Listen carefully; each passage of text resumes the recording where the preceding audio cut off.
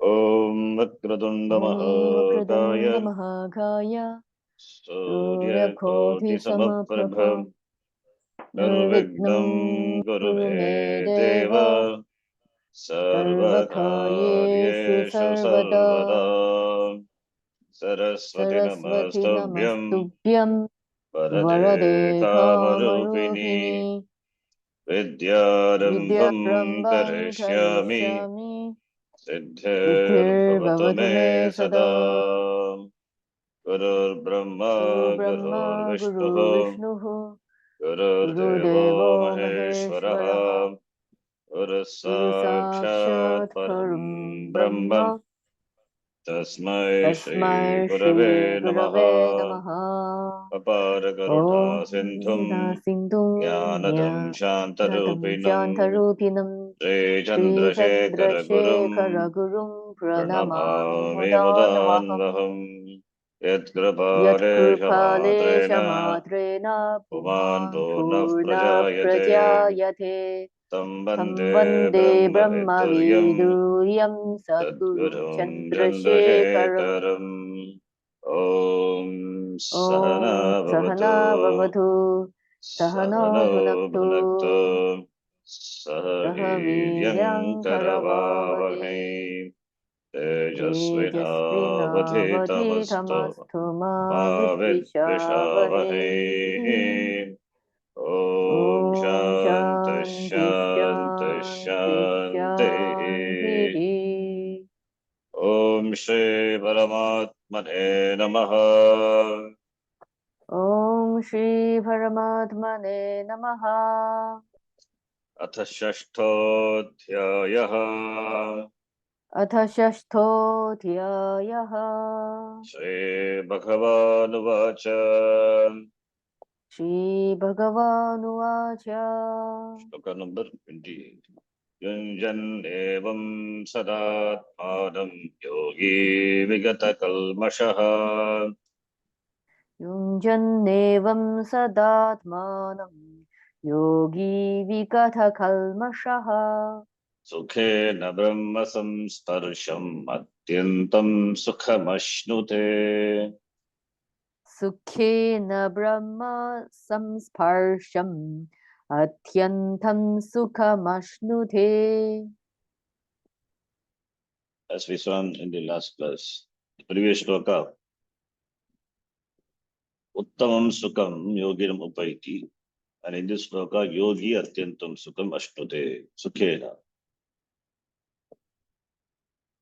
So therefore, from this, the yogi, the subject, the Atma is neither the subject nor the object. That is conveyed. So we are seeing that the word Atyanta Sukham, because it is Atyantam, therefore no effort is involved. Then from here we have to read the vision of the Shastra. No theology accepts you either. No theology, no philosophy, no religion accepts you as you are. Other than this Shastra, Sanatana Dharma, every other theology condemns you. Calls you a sinner, oh sinner. Every theology condemns you and tells you that it will save you. You have to be saved. Therefore, you are a savior. So everyone wants to save you. It seems everyone wants to be a savior to others. All religions and theologies that they are meant only for this purpose. For this purpose. Because in their eyes you are condemned. Whereas only the Shastram says you are fine as what you are. You cannot be improved upon. You are Purnaha. You are the whole. Shastra says Tatattvamasi, you are that.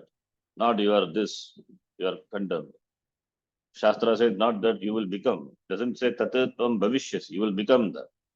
Other theologies and all, will become that. Here you don't have to become. Because becoming is samsara. Anything you want to become implies that there is limitation.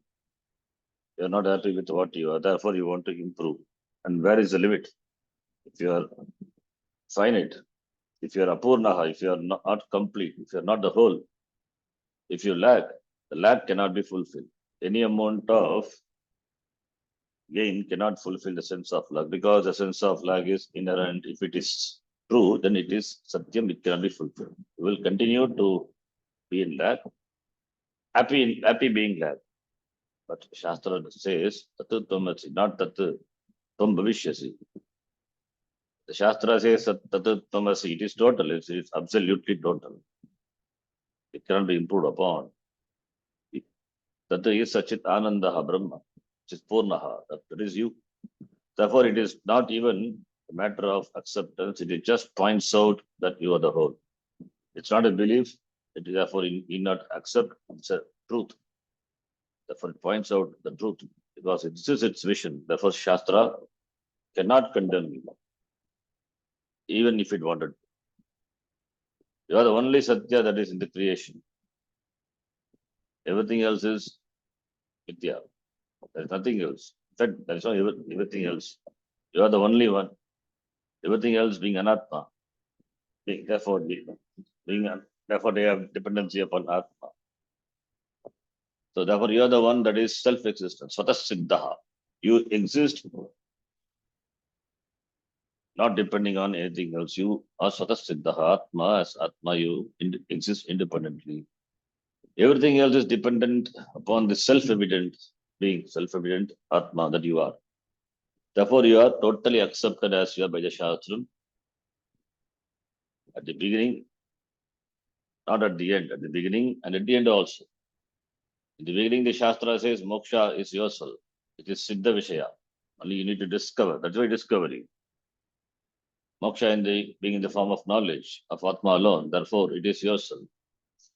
Because it is in the form of knowledge, therefore nothing to gain. Therefore, no effort. It is knowing, just knowing. Ajnana nivritti here.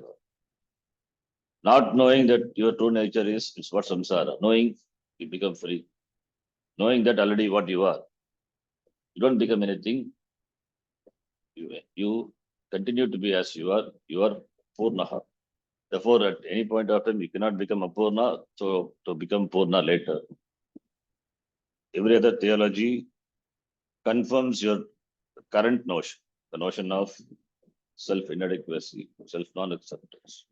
Whereas only Shastra, the Pravanam says, you are Purnaha. So at the very point, the very starting point, then that is that already you are free, even though you don't know it. Therefore, the subject matter of Shastra is something which is already established, Siddha Vishaya. And gaining this knowledge is a gain of something that is already gained. Praptasya praptihi. It is praptasya prapti. It's already gained. Therefore, praptasya praptihi, not the gain of something which yet to be gained. Apraptasya praptihi. Everything else is apraptasya praptihi. Everything in the world is in the form of objects, people, or situations for one's happiness. They are apraptasya praptihi. Whereas you are praptasya praptihi. It is already gained siddha vishaya. Because it is siddha vishaya, therefore only vittasya vittihi. Knowing that known. Because it is not known, therefore only Shastra. If it is known, the Shastra not required. Because it is not known as it is not known clearly, because there is a mix-up of Atma and Anatma, therefore Shastra. That is why Viveka Jnanam is required, therefore Shastra as the job, as the commitment in removing the Ajnanam. So in removing the Ajnanam, the Shastra acts as a Praman. So therefore, the Shastra, the subject matter of Shastra is something that is already established in the Vishaya, and gaining this knowledge is a gain of something that is already gained. Praptasya, praptihi, not the gain of something not yet gained. Natu apraptasya praptihi. To be in this way is a very pleasant indeed, and this journey also is also pleasant. And Shastra addresses, in fact, the seeker, hey Soumya, oh pleasant one, doesn't condemn, doesn't call, doesn't address as oh sinner. Other kinds of sukha, any other sukha is not That is a sukha. Other than the sukha is a sukha which is gained by effort, which is gained as a result of effort, and is gained in time, because effort is involved, effort, therefore time. So it is not all the time. It was not there, now it is there, gained. So any other sukha, other kinds of sukha require effort, because effort is required, therefore pain is involved. And also it may not always be pleasant, because sukha which is gained will be mixed with dukkha, because that is the nature of anatma. Any other sukha it is anatma sukha. It is Vishayananda. Vishayananda is mixed with dukkha mishritatvam. That is one of the defects. And it cannot satisfy you forever. Therefore, atrupti karatvam. So, dukkha mishritatvam, atrupti karatvam. And bandhakatvam, it binds you, without which you cannot live. So it binds you, it cannot make you free. Bandhakatvam. So therefore, even going to heaven requires a lot of effort, according to the Shastra. Surgaloka Prapti is not easy, that requires effort. And Sukham in Surgaloka also is subject to limitation. It is not eternal. Shine Punya Martya Lokam Vishan. After having exhausted the Punya, then one has to come back again to the Martya Loka, Bhu Lokam, take Manushya Janma or whatever Janma in keeping with one's Prarabdha. So it is not always pleasant, it is painful. So therefore, you have to spend a lot of time performing certain rituals properly to go to Swargaloka, for which a lot of tears have to be shed, because karma is involved, Agni karma. Literally, since you have to sit before a fire to perform the rituals, therefore you have to shed tears. So here, ayasa is involved, prayatna is involved, that is being said. Suppose after having shed all these tears, you go to heaven, you gain sukha, heaven sukha. How long will you enjoy this sukha? It is subject to limitation. It's a trip. Like any other trip, you have to come back home. Heaven sukha is also comparative sukha. Heaven being just another place in which you cannot stay forever.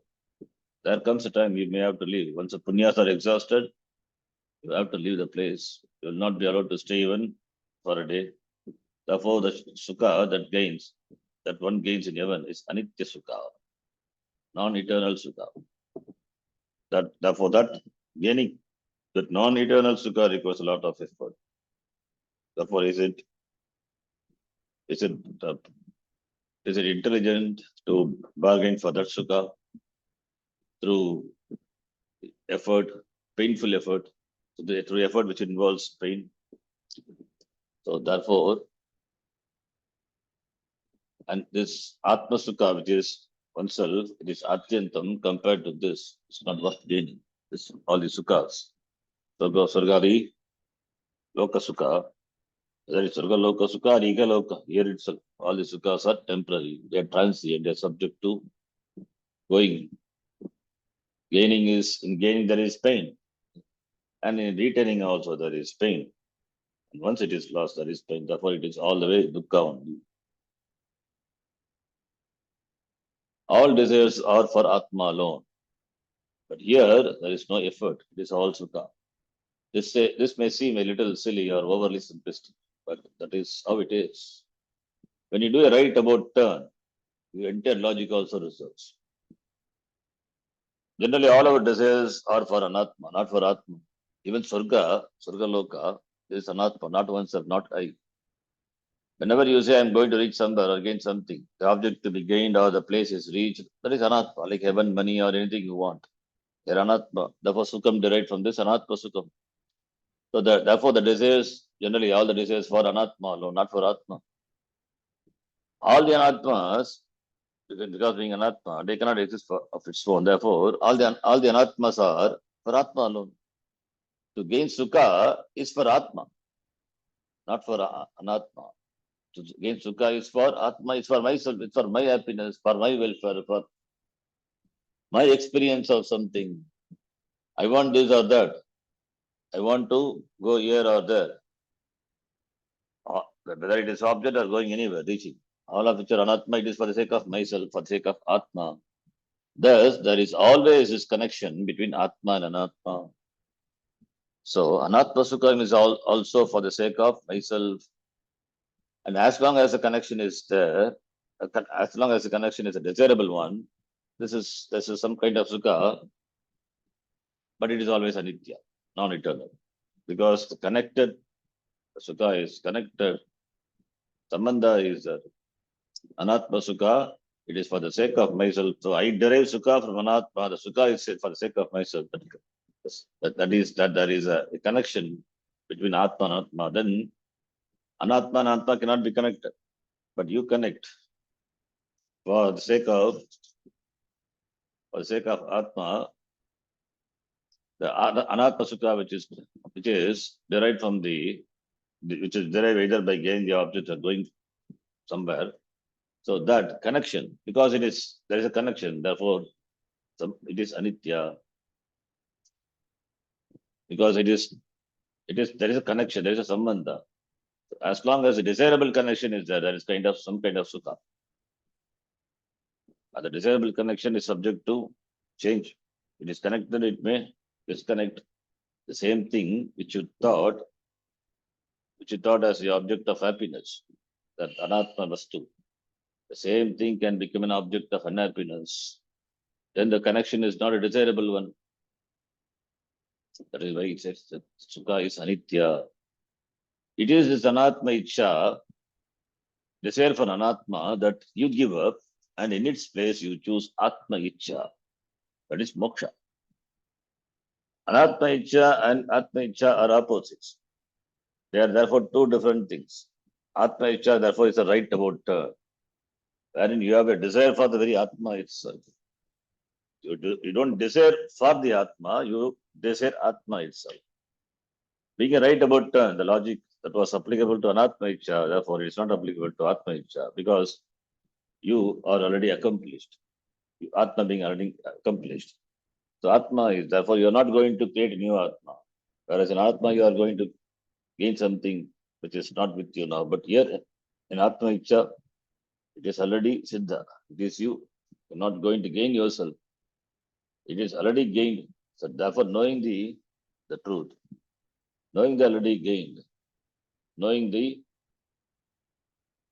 that which is already you, already gained. So gain is you, which is already, it is the fact, the truth. Therefore, they're not going to create anything new.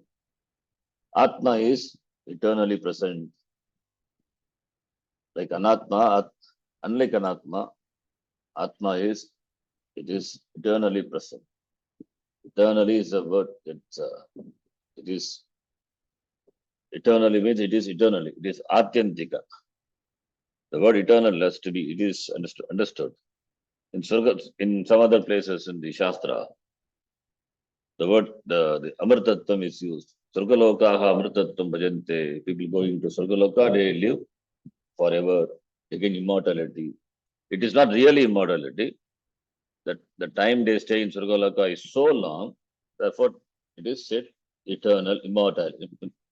They stay forever. Therefore, Surgalokaha Amrtatvam bhajante, they live, they're immortal, but not really immortal. Which means the period is so long, therefore Amrtatvam, eternal immortality. But because it is a place reached, and there it continues for a long time, maybe so many millions of years, one may say, but it is again subject to end.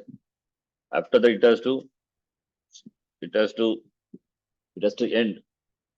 Even the sun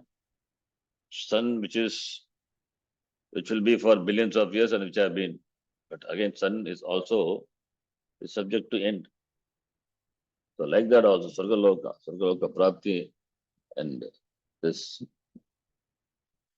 enjoying Sukha in Sargaloka, though it may be for a long period of time compared to the human years, but it is also limited.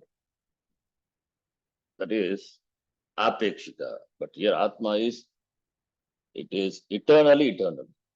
Any other Sukha is relatively eternal, but Atma Sukha is relatively permanent. It is absolutely eternal.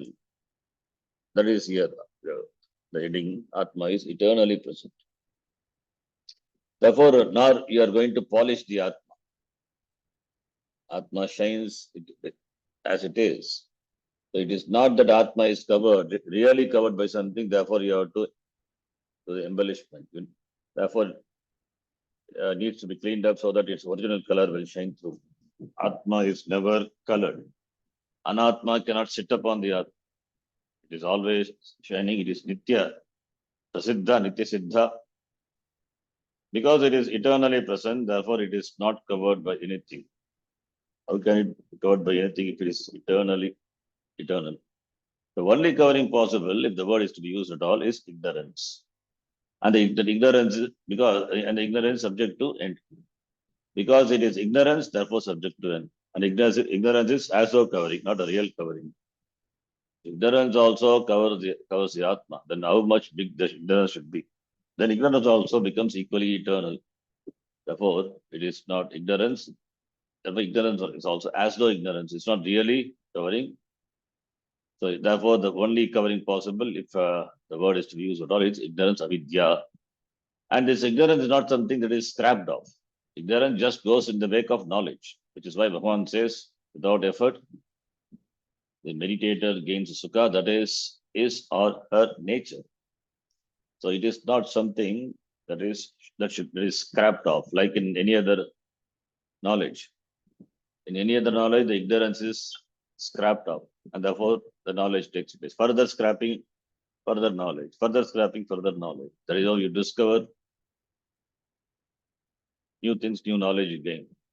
But here it is no scrapping, it is just removal. A sukha that is born out of contact with anatma is anitya, non-eternal. Whereas the sukha born out of the knowledge of Brahma is nitya. Nityatvat, therefore the sukha is already that every sukha is because of this sukha, atma sukha. Atma contacting Brahma means yourself contacting Brahma in terms of recognizing Brahma. Brahma samsparsham means recognizing Brahma. You are Brahma. Therefore, knowing that Aham Brahma Asmi, that is Brahma samsparsham. And that Brahma is Ananda Swarupa. Therefore, Atyantam Sukham Ashnute. It discovers oneself to be Purnanandaha iti. Thus, samsparsha is used here only to point out that this is not like any other sparsha. Two things coming into contact. Sparsha meaning contact, that context here being that the recognition of Atma, that the recognition that Atma is Brahma takes place because of which one discovers, one gains Nitya Sukha without any effort. Because it is Nitya Sukha, therefore there is no effort involved. Only knowledge, only knowing, Pramanam is involved. Therefore, in this shloka, Bhagavan, it is said that the jiva recognizes and gains the sukha. And in the previous shloka, it was said that the sukha reaches the jiva, the yogi. Therefore, Bhagavan explains it in this way because the jiva is sukha swarupaha. Therefore, there is no karta karma difference, subject to object difference, because there is no karta, no karma. What is there is only atma. That is why nayam hanti nahanyate. Atma is neither the karta nor the object, no karaka in fact. Nor is there any reaching also, no place to go to discover Atma. That is only the dropping of ignorance, an error. It's an error, it's a mistake. The mistake is due to ignorance and therefore avidya nashaha eva brahma prapti. Which is why it can be explained either as sukha reaching the person or person reaching the sukha, because it is just dropping off ajnanam. Ananda approaching the yogi and the yogi gaining ananda, therefore both are one and same because it is atyantikam. Therefore, either way it can be said. There is only one track. One track means how to gain the sukha only by jnanam. How to gain this moksha sukha. Moksha is only in the form of knowing knowledge. Therefore, there is only one track, jnanam eva. In all of this, one must be very clear that yoga is not something independent of knowledge. There is no yoga track by which you come to gain the sukha, nor is there a karma track, bhakti track, or any other track.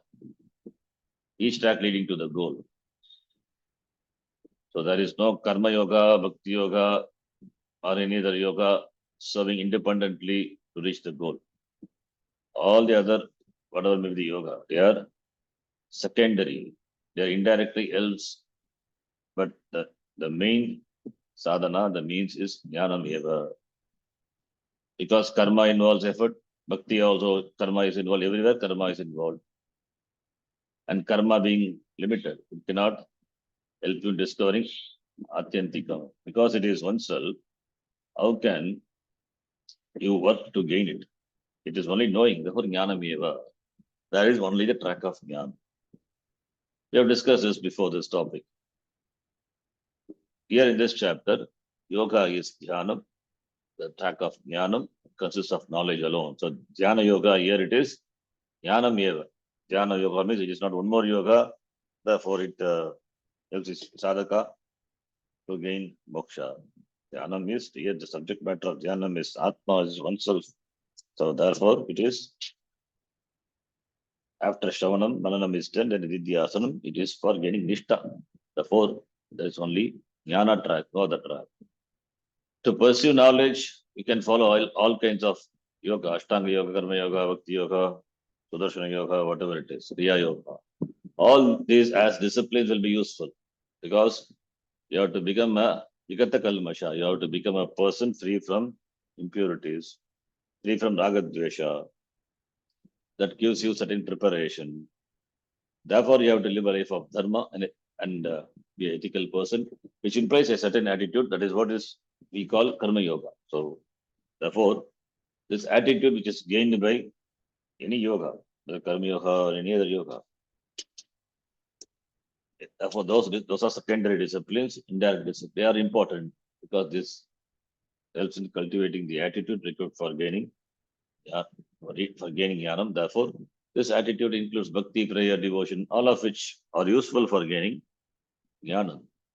In this pursuit, one uses whatever is required, but the track is one and the same. There is no other track. Since this is how it is, what else can you do? Atma is Brahman, and the problem is one of ignorance. Therefore, that only track to open to us is knowledge. The knowledge of the oneness of Brahma is the end result of the practice of contemplation, vidyasanam, the aikyam. So whatever obstacles are there, they are removed in this vidyasanam, contemplation. Therefore, the person gains nishta in this jnanam. Therefore, let there be no confusion about being any other track. The yoga discussed in the Gita as it results in jnanam alone. Jnane parisamapyate, culminates in jnanam. It begins with jnanam, therefore ends with jnanam alone. Before contemplation, nidhyasanam, before contemplation, before nidhyasanam, there is shavanam, listening to the shastram, listening to the vision of the shastram, studying the shastram, which says Atma and Brahma are one. Therefore, nidhyasanam is to make the vision of this vision of the shastram very clear. So to make this vision free of any obstacle, clear of any obstacle, nidhyasanam is taken up by sadhaka. That's what we call jnana nishtartam. Tatu nutana jnana utpattiyartam. There is no production of any new knowledge. It is only to remove the obstacle so that Atma Darshan can be gained. Clear Atma Darshan, Samyak Atma Darshan. One can gain. Further, Bhagavan says, the next shloka, that is Sarvabhutastamatmanam Sarvabhutani Chatmani. सर्वभूतस्थमात्मानं सर्वभूतानि चात्मनि ईक्षते योगयुक्तात्मा सर्वत्र समदर्शनः. ईक्षते योगयुक्तात्मा सर्वत्र समदर्शनः. Here Atma Darshanam of the yogi is presented, of the jnani. Sarvabhutastam Atmanam, Atma which is Sarvabhutastam, which is in all the beings. All the beings are Atma. So it's an expression. Sarvabhutastam Atmanam. All the beings, in Atma all the beings abides. Sarvabhutani cha Atmani.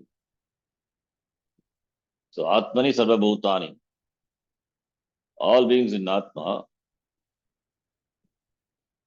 and Sarvabhutastam Atmanam. Atma abiding in all beings and all beings abide in the Atma.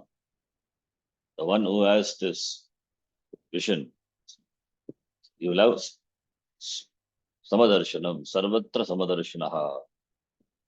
Samadarshanam, yes, Samadarshanaha.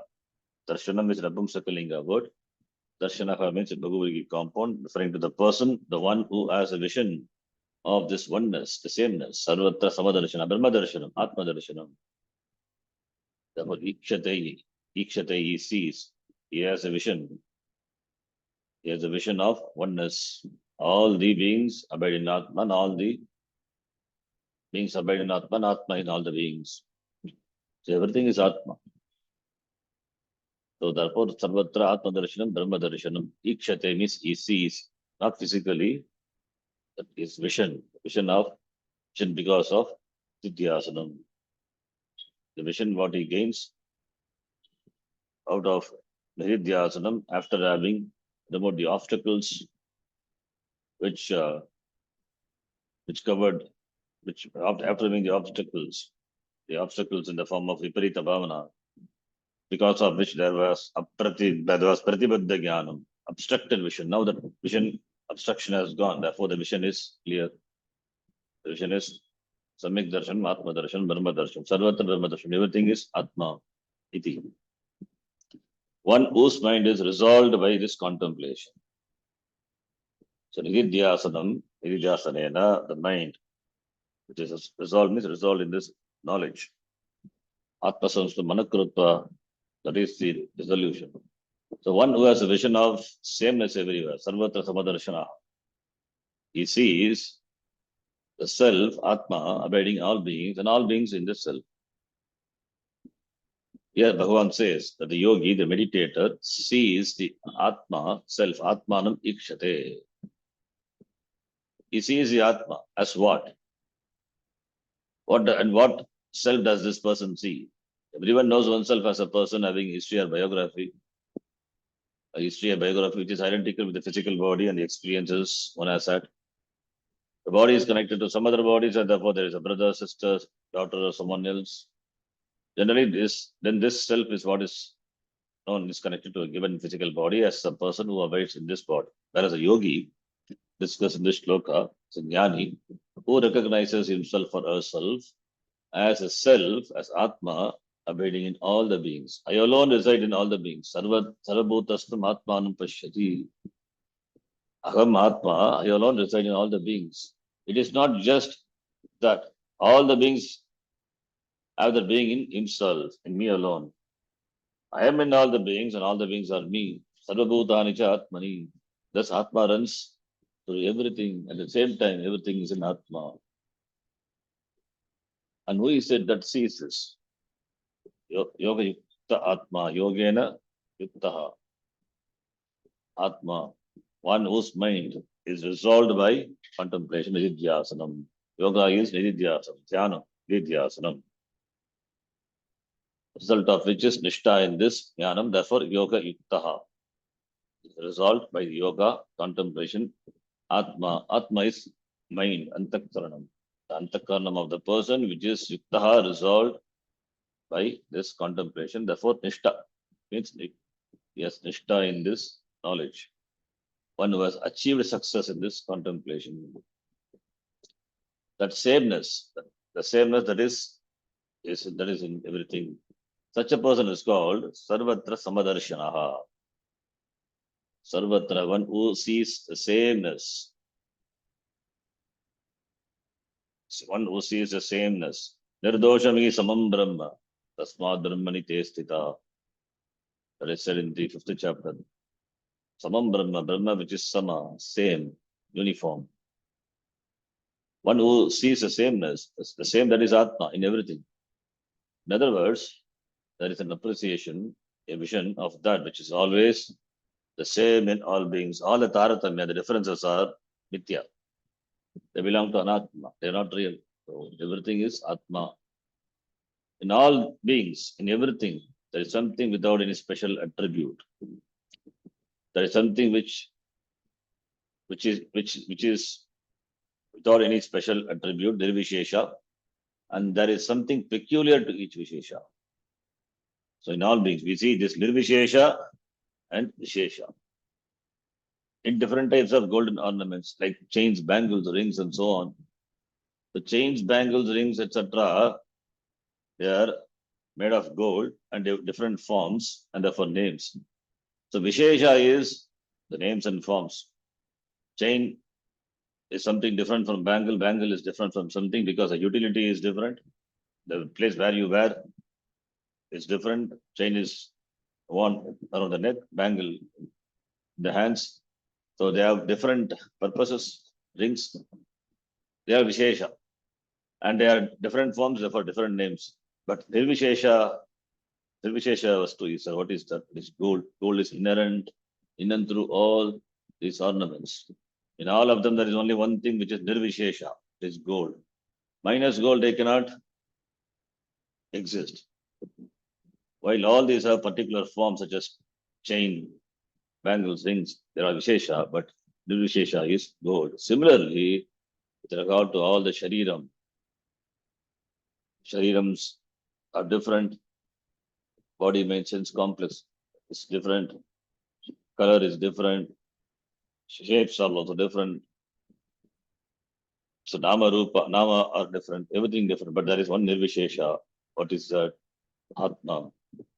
As you are enlightened with regard to seeing the gold in all the ornaments, similarly, this person is enlightened in seeing the Nirvishesha Atma in all the beings. That vision, Sarvatra Samadarshanaha, yeah, yes. Although gold is also an attribute, this example is an example. This example illustrates a point we made here. With reference to all the chains, bangles, and rings, there is something common in all of them. Something in Vishesha, something that is a truth, Satya of all of them. That is gold. There are many Visheshas, all the various names and forms, Nama Rupa, the attributes, chain, bangle, ring, etc. But all these have their existence in this Satyam, gold. In this example, Satyam is gold, and this bangle, rings, etc. They are Mithya, Namarupa. They are just the names and forms of the gold. So gold is Satyam, ornaments are Mithya. Similarly, as in the Drishtanta, similarly Dashtanta, all the Namarupas, they have their basis, the truth, their existence. Satyam in Atma alone. Therefore, Brahma, that Atma, I am. So therefore, the one who knows the Nirvishesha, Brahma. Nirvishesha is no Vishesha, free from being attributes. That Satya Vastu in everything. That is Sarvatra. That lends its existence to all names and forms. Everything exists because of which that Satya Vastu Brahma. That is Sarvatra Samadarshanaha. Brahma, therefore Brahma, this is Brahma everywhere, Atma everywhere. Whatever the person, wherever the person looks, he sees only Brahma. Because his Ramarupa is Mithya, they are Vishesha. They do not count as the shapes of the golden ornament doesn't count. What counts is the gold. The Vastu alone counts. The value is gold. Because of gold only, they have value. Minus gold, they don't exist. Similarly, Nirvishesha Vastu, Brahma alone exists. That alone he sees. One who sees Brahma everywhere. Okay. Then the next topic, contemplation, which is appreciation of what is being said here, but we will see tomorrow.